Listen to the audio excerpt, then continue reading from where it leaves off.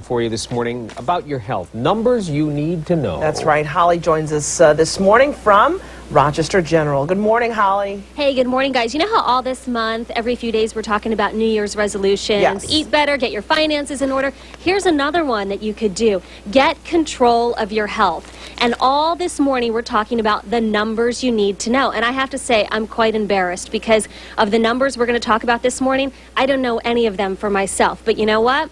I booked a physical for next week, and I'm going to find out the numbers myself. And I couldn't tell you the last time I had a physical, actually, but it's something that anybody can do in 2009. So we're going to get right to it. We're here at Rochester General this morning. We're joined by a doctor and a lab technician and also some patients who have taken control of their health. We're actually going to start with that patient. This is Carmen.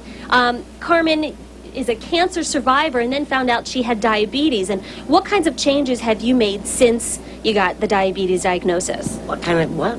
Changes. Changes. Watch my diet. And you know your numbers now, right? Yes. What numbers do you keep track of daily? 103, 107. What is that? Is that your blood sugar level? Yes. Okay. The- And you always watch your cholesterol as well? It's right there. I know it's good. How do you feel since you've taken control of your health and those numbers? Much better. Much better.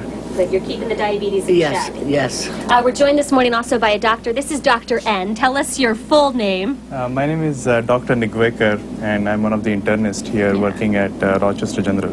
You could see why a lot of patients call him Dr. N. So that's what I'm going to call you all morning long. It's a famous name. Let's get right to one of the numbers that some people should know. This first one I have never heard about, the C-reactive protein. Is that what it's called? That is correct, or more commonly known as CRP. Okay. Now, the C-reactive protein is a marker of inflammation, and this test is getting more and more press coverage nowadays because it has been found to be useful in patients who have intermediate risk for heart disease and for stroke. Okay, So, this is so if you are a patient and you know that you might be at risk for one of those things, you should ask your doctor to get that test. that is a good idea. Okay, another thing, vitamin D levels, and that's something here in the Rochester area, many of us probably don't get enough vitamin D, do we? You are absolutely right. Thanks, of course, because of lack of sun. We do not get as much vitamin D as we should.